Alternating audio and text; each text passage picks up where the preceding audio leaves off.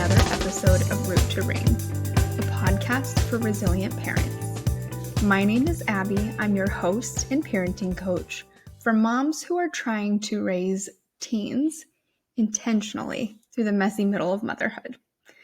I know that you care so deeply for your teen. I know that you're here for a reason, that emotional investment, I want that to pay off. And part of what we're talking about today is that you're not crazy. Parenting teens is just a whole new level. And you might be somebody who has already raised one teen and you're like, Abby, that was a breeze. And now suddenly you have another teen where you're like, what is happening? I think I'm having to parent for the first time in my life. And that is totally okay. Maybe you have your first teen and you're like, Abby, I don't know what I'm doing at all. This is hard. This is not just a whole new level. This feels like a different game entirely. And that makes sense too, that parenting teens especially can feel so difficult, but especially in today's day and age, there's so much that you're having to navigate and learn and figure out on the fly. And truthfully, so is your teen. So the good news is you're both going to be figuring this out together, but I'm here to help you feel like you have skills and tools and support to get through these years, not just surviving, but actually thriving. And today, I want to talk about some of the things that can really get in the way of effective parenting. I know last week we talked about shame and how that can really show up in parenting, how that message of, oh my gosh, I'm doing everything wrong, can really start to impact the way that you are seeing yourself, seeing your parenting, even seeing your teen. And so today I want to talk a little bit about what happens behaviorally, kind of those behavior spirals that can result from shame. So some of the thoughts that might be fueling the behavior could be like, what if my teen never gets it together? What if this is all my fault? And my personal favorite, if someone criticizes my teen, I feel like they're criticizing me. And that's one that I hear so often, is that parents, moms especially, they go into this mama bear mode because you love your teen, you love your children. You want to make sure that they're okay, that they're cared for, that they know that they're loved, that they know that they're accepted, that they have a safe place to land if they're falling. And as a result, sometimes you might not always do the things that they need to grow because you just want to make sure they're safe and protected. But then somebody else might start pointing out like, hey, I saw so-and-so started to have a meltdown over homework or felt like they couldn't do something and so they just gave up. And suddenly that mama bear instinct in you might come across as, don't say anything about my child. But internally there's this spiral of, oh my gosh, this is all my fault. They're criticizing me. They can see all my shortcomings. They know that I'm just failing miserably. And as a result, there's some of these behavioral pieces that then come out, which could be actually snapping at your teen or snapping at somebody else. Something else I see a lot of these days, and I know this is a bigger cultural and societal issue, but I think oftentimes moms take to Facebook and post anonymously in these groups looking for support, saying, look, I know I'm not doing this perfectly, but I need help. I think this is what I want to try. I think this is what I want to do, but I'm kind of looking for input because I keep second guessing myself and the choices I've already been making. What does everybody else think? How would other parents tackle this? And granted, there are times where there will be really helpful feedback. There's going to be a lot of support in those groups, but I think because everybody is so emotionally triggered right now, that a lot of times responses back, sometimes anonymous, sometimes not, are like, are you an idiot? Who do you think you are? That's not how I would parent my child. No wonder your child's failing. It is all on you. And there's a whole gamut of what I see with those comments. But I think sometimes that's the behavior too, is when we're feeling judged, we then tend to push that out and judge other people. Or when we are humbly going and asking for help and support, sometimes when somebody might have something actually helpful, we might get defensive and be like, I don't even know why I put this out there. Nobody understands. Nobody gets what I'm talking about.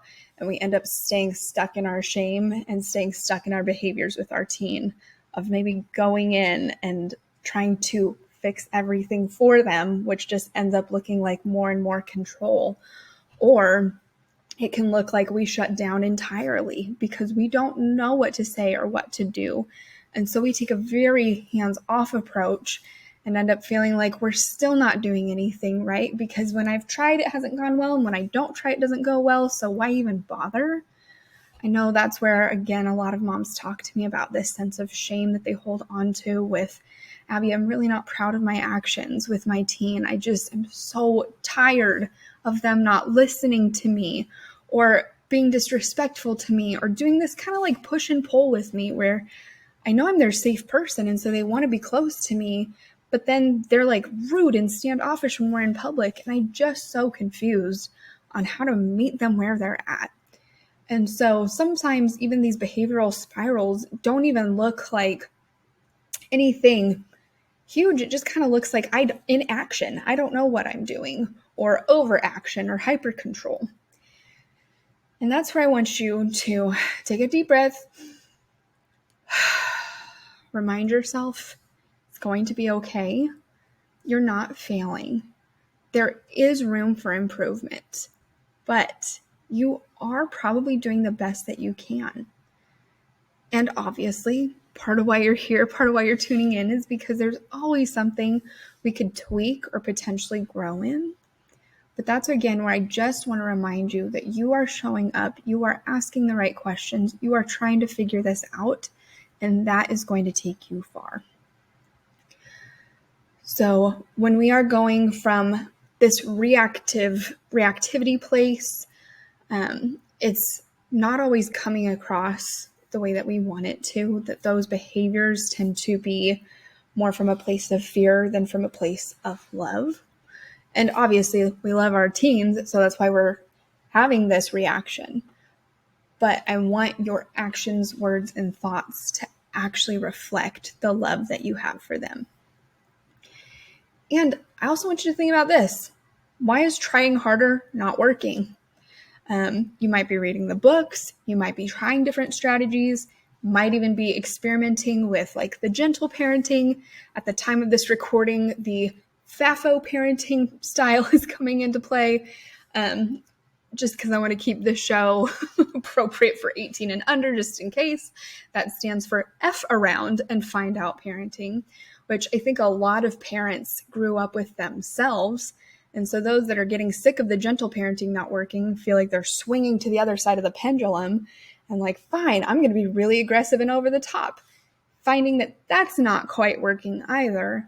And that's where I think a lot of times we tend to shift back and forth pretty hard, when the reality is we just need more balance. We need to find what works best for you, what's going to be easy for you to implement, not for every single person on the planet, because guess what? Your teen is not going to be the same as somebody else's teen. And just like you might have a couple of teens or even a few children yourself, you'll notice that each of them are different. So we don't need a one-size-fits-all approach. We need something that's going to fit for you as you're showing up with each of them individually. But ultimately, it's about how you can step into what's going to work best for your approach with parenting. So if you are trying all the things and the outcomes are still looking the same, you're still having those power struggles, those shutdowns, the tension moments, the frustration of like, I'm doing everything differently, but it still feels the same, I want you to take a step back and give yourself a moment to reflect on some of these things are not actually working. And so instead of spiraling myself out of control, trying to do more, let's take a break and reevaluate and really think about where some of these messages from parenting are coming from, kind of like the root, the core issue that you have when you're approaching parenting with your teen. Some of that might be coming from the hidden messages that moms are getting these days. These are kind of those extremes I was talking about with like, never punish your child or else they're going to hate you forever, versus the other extreme, which is like, you need to tighten your control. You need to be the leader of the ship. Like you're the captain. They can't tell you what to do. You tell them what to do. And that's going to make them listen. And the reality is, nope, neither of those are going to work. So let's take a pause, throw those messages out the door. Thinking about like culture also has this pressure that's put on us, which is like, hey, mom, you need to be both soft and strong, but never too much of either. Whereas I very much operate from a place of two things can be true at the same time, that you can be soft and strong, that there's going to be times where you are too much of one or the other, but that you are ultimately trying your best consistently day in and day out. That's going to take you so much further than getting it perfect 100% of the time. Because guess what? That's not realistic for anybody. When you are stuck in that place of having to constantly reach this expectation of perfect parenting in your mind, that is going to leave you constantly second guessing yourself. And that is a lot of what I see with moms, is they feel like in their gut, okay, I'm going to try this. And then that's where they take to Facebook, or that's where they are like, oh my gosh, it's not working the second that I tried something that felt slightly different. You know what, never mind, it's not working. I got to go back to what I'm used to. And I think that's also part of the problem in trying all these new approaches, is sometimes you very well might be trying them, but odds are you might try something a time or two, but not consistently enough to see what the results actually are. And so part of my rooted parenting approach does focus on consistency. And I know that can feel really frustrating and hard when you're like, Abby, I've already tried a boundary a couple times and it hasn't worked. I'm like, of course it hasn't worked. You've only said it a couple of times. Your teen might be used to walking all over you. So the first or second time you try to do it, who's to say they're not going to keep walking all over you until you start to implement consistency with boundaries and consequences and follow through. So with my approach, it's not about being hyper controlling or permissive. I really, really want parents to understand that you do have a place of authority, that you are worthy and deserving of respect, that you can ask for certain things from your child. And the best way to get some of those things in return is not to force it out of them. And it's also to not have zero expectation from them. It's to set appropriate expectations and have connection and relationship that's going to uphold that consistency. And so it's connection and structure grounded in nervous system regulation. I want you to be a leader, not just a referee. And again, part of where this is where I think it's so important for moms to start to do this internal work is because there's usually some belief shifts we have to work through first. If I say you can be a leader in your home, you don't have to be the referee. Some moms are like, yeah, right, Abby, you've not seen my house. You don't know what it's like in my home though. And that tells me there's something in what I said that you don't believe about yourself, or you feel like you can't believe about yourself. So I want you to think about what beliefs you are holding on to. Because you're not crazy. Your parenting instincts make sense, especially given your wiring and your history. So if you came from a family that might have practiced FAFO parenting, that might be part of your wiring where you're wanting to be very permissive and wanting to make sure your child knows that they are loved and protected. And I think those values are so important. But that's part of that belief shift that comes in is, can I be a parent that asks for connection and structure and respect in a way that isn't over controlling or dominating, and also isn't going to act like a welcome mat that gets walked over by her children? Can I actually be somebody that asks for my wants and needs in a way that doesn't make my child responsible for it, but also doesn't undermine their portion of the relationship too? So another parenting belief shift that a lot of the moms I work with have to navigate is that parenting differently doesn't mean parenting perfectly. And this is a theme you're going to hear over and over and over again with me, is because there's such a strong pressure or expectation to be perfect, to get it right, to do it 110%. Otherwise, we're not giving our teens or children enough. And the reality of that is just simply not true. Because if you were actually perfectly parenting, I don't think you'd be human. I don't think you'd be here. You would not be on planet Earth, because you're a human being who is imperfect, who is going to do their best. And I think that's another belief shift kind of tied into this one, is we need to focus on your efforts, not just the achievements. The achievements, there's a time and place to celebrate those.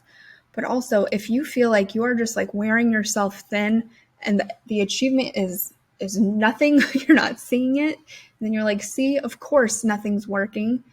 You just undermine all your effort, which might be actually some pretty good structure that just needs to be adjusted.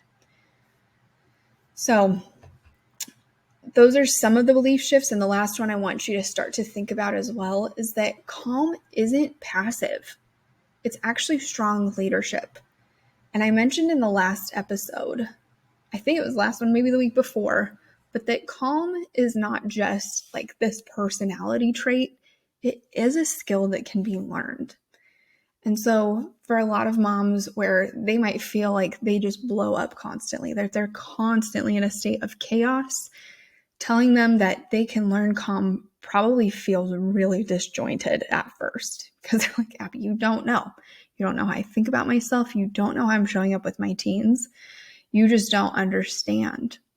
And I think that's part of where I want to meet you where you're at, is that I do understand. I understand that it can feel really scary and hard to learn to do something new. But that's where I also want to encourage you, and I'm throwing another belief shift in here, is that just because something is hard or uncomfortable doesn't mean that it is unhealthy or bad. So you can learn new things. You do not have to be perfect. A lot of times the way that your parenting has been shaped by the way that you were parented, and that you don't have to grow up causing the same hurts that were caused to you, but you also don't have to swing to the other side in attempts to avoid them and cause more problems instead. And I would say lastly, just give yourself grace. Every parent is going to mess up their child to some extent. Obviously, we want to be mindful of that. We don't want to be intentionally harming our children. We want to be cognizant. I don't typically have worries with this crowd, but just that disclaimer is you're going to mess up. But if you're showing up with the intention of doing the best you can, trying to be a good enough parent instead of a perfect parent, that is going to take you so much further. So I want to give you kind of a practical piece so that you can start to practice this on your own, is I want you to start reflecting. Don't just react. So think about these reflection prompts. What was hard for me as a teen? How did my parents respond or react to me when I was going through something hard, when I got in trouble, when I really didn't need to get in trouble, but I got in trouble anyway? I want you to reflect on how you felt in those moments. And then I want you to reflect on, did I feel supported? Did I feel ignored, dismissed, or controlled? And when you can start to tune into, what did I feel like when I was a teenager? I'm not saying that suddenly you have to show up in that exact way for your own child, but it's going to help you remember and understand, oh, that's right. That's how I was feeling. That's where all of my teen hormones and growth and development felt really intense and scattered at times and probably really scary and uncertain. And so it's to help you connect with where you were at so that you can connect where your teen is at now. I also want you to reflect on, how have my experiences shaped the way that I parent today? Does it mean that I show up just as intensely as my parents did? Does it mean that I try to shower my child with love, but it ends up coming across as smother and control? Do I feel like I was smothered and controlled, so I take a step back, but I've ended up taking too far of a step back, and I need to tune in a little bit more to my child? I want you to just start to reflect on those things. And I know this is not easy breezy work, but it's really good. It's really part of looking deep at our roots so that we can have an impact and shape the rings that we're developing and our legacy in different ways. And last part of the reflection here is I want you to notice if you're swinging to either side. Am I overcorrecting by doing the exact opposite of what I experienced? And I don't want you to think about what it would look like to go back to what you experienced, but I do want you to think about what feels like a middle ground here. If I got parented really intensely over here, and then I've swung to the other side and have unintentionally started parenting really intensely from this way, what does it look like to try to find a little bit more balance, to take the best of both worlds and start to operate from that point of calm leadership with my child? And I want you again to think about discomfort doesn't mean you're doing it wrong. It often means you're doing the growth work that your teen actually needs. And I've heard this example many times, and so I'm sorry if this feels like it's the billionth time you've heard it, but it does make me think about when people start going to the gym intentionally to build muscle, that it hurts. It physically hurts our muscles as they are learning to do something new, that it's uncomfortable, that the lactic acid has to go and break down and rebuild itself in order to form these new muscles. And that's the kind of growth that's happening when you are learning to parent in different ways. It feels like you're having to lay down an old way that really hasn't been serving you. And I know you're really connected to it, which is where it can be hard to lay that down. But the reality is when you start to lay that down, you have more space to pick something new and healthier up, to grow, to get stronger. And so that discomfort, I want you to tune into it, because sometimes that is one of the most helpful tools to get us the change that we ultimately need. So I want you to start small, just one area that feels like you can start to shift from that reactive place, get yourself into reflection so that you can then start implementing more rooted parenting techniques. Maybe that means looking at setting a curfew. Maybe that means conversations around phone. Maybe that's even looking at respect in the home. What does it look like to be talked to in a certain way? What does it look like to be talking to each other in certain ways?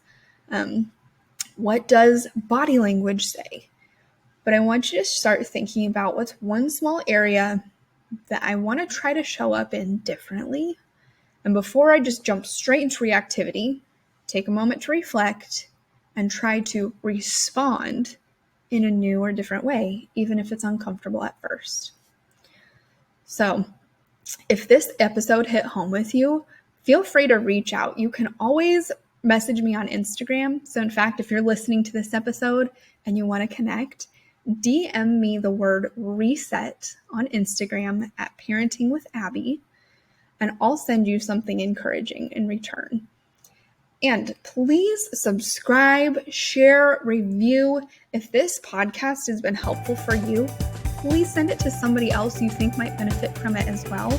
My hope and heart behind this is I want to reach as many moms as possible, because I want you to remember that you don't have to be perfect. You just need to be rooted. I appreciate your time and look forward to speaking with you again soon.